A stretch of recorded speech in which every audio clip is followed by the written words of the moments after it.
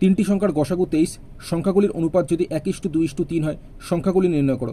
তোমরা মনে রাখবে কোশ্চেনে যদি তিনটি সংখ্যার গসাগু দেওয়া থাকে তো সেই গসাগুর সাথে অনুপাত গুণ করলেই তিনটি সংখ্যা কী কী আমরা সঠিকভাবে পেয়ে যাব। তো কোশ্চেনে তিনটি সংখ্যার অনুপাত বলেছে 1:2:3, তো গসাগু 23-এর সাথে যদি আমি 1 গুণ করি তাহলে তিনটি সংখ্যার মধ্যে একটি সংখ্যা 23 আমরা সঠিকভাবে জেনে গেলাম। আচ্ছা, গসাগু 23-এর সাথে আমি যদি এই 2 গুণ করি তাহলে 23×2=46, আরও একটি সংখ্যা জেনে গেলাম আমরা। এবার গসাগু 23-এর সাথে যদি আমি 3 গুণ করি তাহলে 23×3 গুণ করলে 69, আরও একটি সংখ্যা আমরা জেনে গেলাম। তাহলে তিনটি সংখ্যা সঠিকভাবে আমরা জেনে গেলাম 23, 46, 69, যেটা রয়েছে অপশান বিতে, অপশান বি হয়ে যাবে সঠিক উত্তর। আচ্ছা, এবার যদি কোশ্চেনে তোমাদের তিনটি সংখ্যা কী কী এটা আমাদের জানতে না আছে, সরাসরি যদি আমাদের বলতো যে সংখ্যাগুলির লসাগু কত হবে, তো সেক্ষেত্রে আমরা কোশ্চেনে এই যে গসাগু বলে দিয়েছে, গসাগুর সাথে এই অনুপাতগুলো গুণ করলেই আমরা লসাগু পেয়ে যাব। তো গসাগু 23 বলেছে, আর এই অনুপাতে সবকটা সংখ্যা আমরা গুণ করব, ঠিক আছে। তো 23×1 23, 23×2=46, 46 গুণ করলে 138 হয়ে যেত সঠিক উত্তর। 2424 সংখ্যাটিতে 2-এর স্থানীয় মানগুলির যোগফল কত? অর্থাৎ এখানে এই যে 2424-এ 2 দুই জায়গাতে আছে, একটা 2 আছে হাজারের ঘরে, আরেকটা 2 আছে দশকের ঘরে। তো এখানে এই যে 2 আছে, এই 2-এর পর কটা ডিজিট আছে? একটা, দুটো, তিনটে ডিজিট আছে। যতগুলো ডিজিট থাকবে 2-এর পর ততগুলো শূন্য, মানে 2000 হয়ে যাচ্ছে প্রথম 2-এর স্থানীয় মান। এরপরে যে 2টা আছে, এই 2-এর পর একটাই ডিজিট আছে, তাই এই 2-এর পর একটাই ডিজিট আছে মানে একটাই শূন্য লিখব, মানে 20 হয়ে যাচ্ছে এই 2-এর স্থানীয় মান। কোশ্চেন এদের যোগফল কত জিজ্ঞেস করেছে, তো 2000-এর সাথে 20 যোগ করলে 2020 হয়। অপশান ডি 2020 হয়ে যাবে সঠিক উত্তর। একটি ট্রেন একটি দণ্ডায়মান ব্যক্তিকে যখন অতিক্রম করে তখন ট্রেনটির দ্বারা অতিক্রান্ত দূরত্ব 90 মিটার, ট্রেনটির দৈর্ঘ্য কত? তো তোমরা মনে রাখবে ট্রেন যদি কোনো ব্যক্তিকে বা কোনো গাছকে বা কোনো পোস্টকে অতিক্রম করে সেক্ষেত্রে ট্রেনটা শুধুমাত্র নিজের দৈর্ঘ্যটাকে অতিক্রম করবে। তাই এখানে কোশ্চেনে এই যে বলেছে ট্রেনটা ব্যক্তিকে অতিক্রম করছে, তো ব্যক্তিকে অতিক্রম করা মানে ট্রেনটা নিজের দৈর্ঘ্যটাকে অতিক্রম করছে।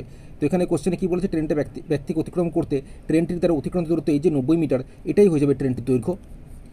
অপশান ডি 90 মিটার হয়ে যাবে ট্রেনটির দৈর্ঘ্য, অপশান ডি হয়ে যাবে সঠিক উত্তর।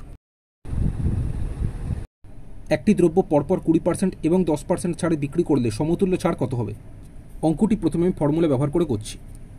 ফর্মুলা ইউজ করলে দেখো প্রথমে 20% ছাড় দিচ্ছে মানে -20, তারপর আবার 10% ছাড় দিচ্ছে মানে -10, মাইনাসে মাইনাসে কী হয় প্লাস। এই দুটি সংখ্যাকে গুণ আকারে উপরে লিখব, 20 × 10 বাই সবসময় 100 লিখতে হয়।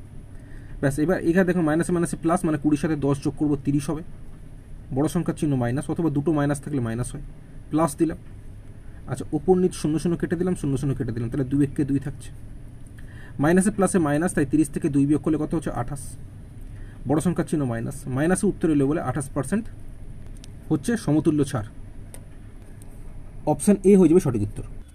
পরপর দুবার ছাড় দিলে অঙ্কটা তোমরা এইভাবে করতে পারো, 20 + 10 -20 × 10/100, 20 সঙ্গে 10 যোগ করলে 30, বিয়োগ 2 1 2, 30 থেকে 2 বিয়োগ করলে 28, অপশানে 28% হয়ে যাবে সঠিক উত্তর। অঙ্কটি বুঝে করলে কীরকম করতে হবে সেটাই তোমরা দেখো। প্রথমবার 20% ছাড় দিচ্ছে, এর মানে হচ্ছে ধার্য মূল্য যদি 100 টাকা হয় তাহলে প্রথমবার 20 টাকা ছাড় দিলে বিক্রয় মূল্য হবে 100 থেকে 20 বিয়োগ করলে 80 টাকা। এই 80 টাকার উপর আবার 10% ছাড় দিলে বিক্রয় মূল্য দ্বিতীয়বার হবে এই 80 গুণ 10% ছাড় দিচ্ছে মানে 100 থেকে 10 বিয়োগ মানে 90/100, উপরে দুটো শূন্য নিচে দুটো শূন্য কেটে দিলাম, 8 9 গুণ করলে 8 9 72, এটা দ্বিতীয়বার বিক্রয় মূল্য হলো। তাহলে সমতুল্য ছাড় একদম প্রথমে ধার্য মূল্য 100 থেকে 72 বিয়োগ করলে 28%, অপশান এ হয়ে যাবে সঠিক উত্তর।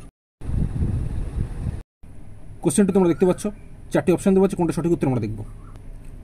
এখানে কোশ্চেনে 125 আছে, তো 125 মানে আমরা জানি 5-এর কিউব, যেহেতু 3টে 5 গুণ করলে 125 হয়। পাওয়ারে -2 যেরকম আছে সেরকমই লিখলাম। এরপর এই গুণ চিহ্ন দিয়ে 16 মানে আমরা জানি 2 টু দি পাওয়ার 4, যেহেতু 4টে 2 গুণ করলে 16 হয়। আচ্ছা, এরপর পাওয়ারে -3/2 যেরকম আছে আমি সেরকমই লিখলাম। আচ্ছা, একদম পুরোটার বাইরে এই যে -1/6 পাওয়ারে আছে, এটা আমি পরে লিখছি, আবার এটা পুরো করে নিই, তারপর পাওয়ারে এটা যা আছে সেই নিয়ে কাজ করব, ঠিক আছে। তো এই 5 যেরকম আছে লিখলাম, এরকম সবসময় গুণ হয়, ঠিক আছে। তো -3 × 6 মানে -6 হচ্ছে, তারপর এখানে গুণ দিয়ে এখানে 2 আছে, এরকম গুণ হয় মানে 4 গুণ -3/2, আমি যদি রাফে করে নিই মাইনাসটাকে আগে লিখতে পারো, 4 গুণ 3/2 আছে, তাই তো। কাটাকুটি করো, 2 × 4 মানে -3 × 6 হচ্ছে, এটার পাওয়ারও -6 হচ্ছে। এবার যেহেতু 5-এর পাওয়ারে -6 আছে, 2-এর পাওয়ারে -6 আছে, তাই 5 গুণ 2 পুরোটাকে একটা ব্র্যাকেটের মধ্যে রেখে আমি পাওয়ারে এই -6 একবারই লিখব।